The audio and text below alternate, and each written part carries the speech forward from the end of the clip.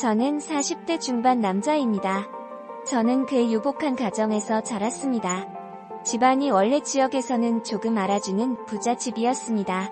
할아버지 아버지 전부 자린 고비까지는 아니어도 돈을 함부로 쓰지 않고 근면하고 성실하게 맡은 일 하시면서 그렇게 사셨습니다.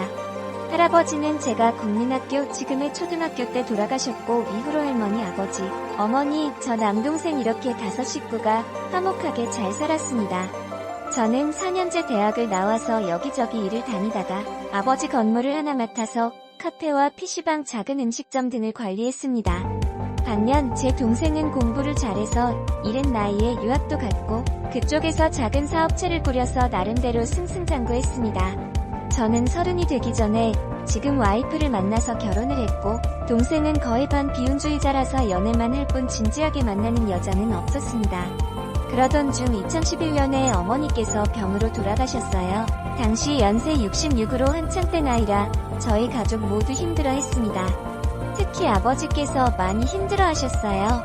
그때 제 동생은 다시 호주로 돌아가야 하는 상황이라 제게 한 가지 부탁을 했습니다. 자기는 어차피 한국으로 돌아와 살 일이 거의 없기 때문에 부모님 재산에는 단 한 푼도 관여하지 않고 형인 저한테 일을 맡으니 이제 혼자 되신 아버지를 형인 제가 돌아가실 때까지 곁에서 모시고 살았으면 좋겠다는 말이었어요. 이 부분은 감히 저 혼자 결정할 일이 아니었기 때문에 와이프에게 동생이 이야기를 전하고 어떻게 할지 물어봤습니다. 그때 와이프는 홀로 되신 아버님이 가여우니 우리가 모시자고 단번에 결정을 내렸습니다. 제가 이런 일은 그렇게 쉽게 결정할 일이 아니니 오래 고민해보고 결정하자. 그리고 만약 모시기 싫다 해도 당신을 비난할 생각은 전혀 없다고 했습니다. 하지만 와이프는 자신은 이미 결정을 내렸으니 도련님한테도 그리 말하고 아버님을 모시자고 했습니다. 너무 고마웠고 감사했습니다. 소식을 들은 동생도 너무 고마워했습니다. 그렇게 저희는 제 아버지를 모시고 같이 살게 됐습니다.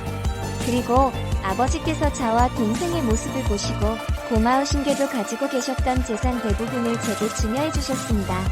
아버지와 저 동생이 전부 서로에게 한 약속을 지킨 것입니다. 그런데 작년에 그만 동생이 교통사고로 유명을 달리하고 말았습니다. 전혀 예상하지 못했기 때문에 더 충격적이고 더 슬펐으며 정말 하늘이 무너져 내리는 줄 알았습니다. 어떻게 뒷수습을 하고 장례까지 치른 후 몇 달이라는 시간이 훌쩍 지났습니다. 아버지는 충격으로 많이 노쇠해 주셨고 저도 그 모습을 보는 게 참 괴롭고 힘든 상황이었습니다. 그런데 올봄이 오기 전 와이프가 아버님을 실버타운에 모시자고 하는 겁니다. 저도 아직 슬픔이 다 가시기 전이라 너무 황망해서 그게 무슨 소리냐, 아버지를 왜 실버타운으로 모셔야 하는 거냐라고 정신없이 물어봤지만 와이프는 이제 아버지 연세가 많아지셨으니 실버타운으로 모시는 게 집에서 모시는 것보다 훨씬 낫다는 말만 되풀이했습니다. 제가 우리가 가진 돈으로 상주 도우미 수십 분을 쓸 수 있고 죽은 동생과 약속하기를 아버지가 돌아가실 때까지 곁에서 모시기로 했는데 그걸 어떻게 어길 수가 있겠냐고 했더니 계속 요즘 실버타운이 얼마나 좋은지에 대해서만 이야기를 합니다. 조금씩 머리가 차가워지고 곰곰이 따져보니 혹시라도 아이폰은 제 동생이 죽었기 때문에 더 이상 아버지를 모시지 않아도 저희 집 재산의 권리를 주장할 사람이 없어졌다고 생각하는 건 아닌지 하는 그런 생각까지 그 정도가 됐습니다. 와이프에 대한 정이 뚝 떨어지고 오히려 증오심까지 생길 정도가 됐습니다. 저는 아버지가 물려주신 제사를 떠나서 죽은 제 동생과의 약속을 위해서라도 아버지를 실버타운에 모시고 싶지 않습니다. 이혼까지 생각하고 있습니다. 이혼에 대한 이야기는 넌지시 꺼내봤습니다. 그랬더니 와이프와 자식들을 버리고 아버지를 선택하는 거냐며 소리를 지르다고요. 그럼 아버지를 실버타운에 모시게 되면 아버지가 물려주신 재산은 다시 전부 돌려드리겠다고 했습니다. 그랬더니 실버타운에 모시는 비용과 계속 찾아뵙고 신경 써야 하는 비용들도 만만치 않고 그동안 모신 것도 있으니 그건 또 안 된다고 합니다. 그때 확실하게 느꼈습니다. 이 사람은 정말로 재산 때문에 아버지를 모셨구나. 그래도 한번 여러분들에게 묻고 싶었습니다. 혹시라도 제가 너무 상황을 비약해서 상상하는 걸 아닐까? 내가 오히려 아집에 사로잡혀 있는 걸 아닐까?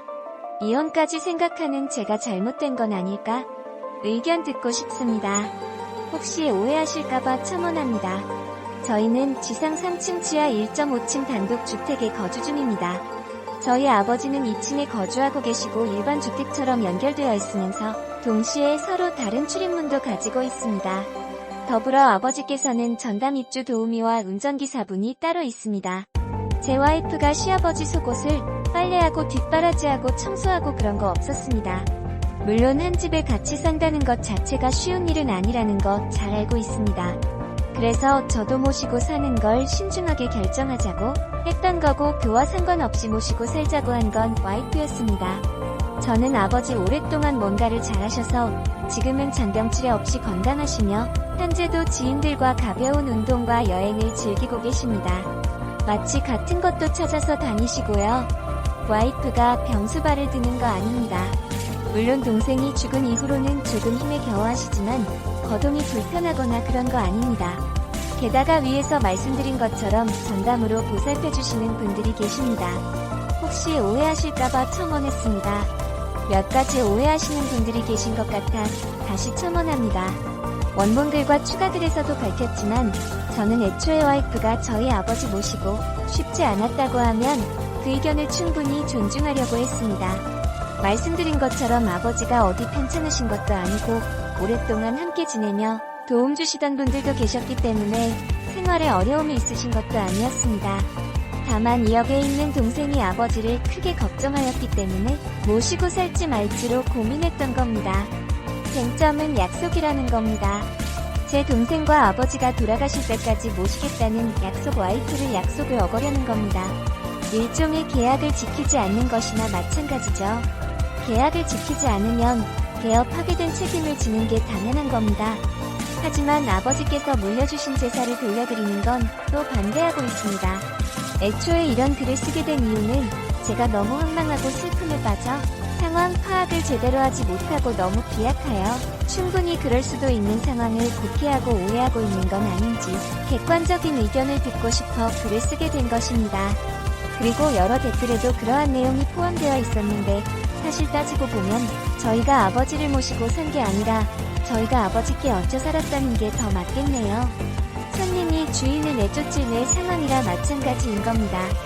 아버지께서 동생을 떠나보내고 힘들어하시다가 이제야 조금 마음 추스리고 계신데 여기에 제 일로 심기를 어지럽힌 것 같아 죄송스러운 뿐이네요. 아무튼 여러분들의 댓글을 보고 확실히 깨달은 바가 있습니다. 그리고 덧붙여서 자작이라면서 제 상황을 자체 폄하하시는 분들께는 오히려 다행이라는 말씀을 드리고 싶습니다. 아직 본인에게 가족에게 혹은 주변에 이러한 일을 겪지 않으셨다는 뜻일 테니까요.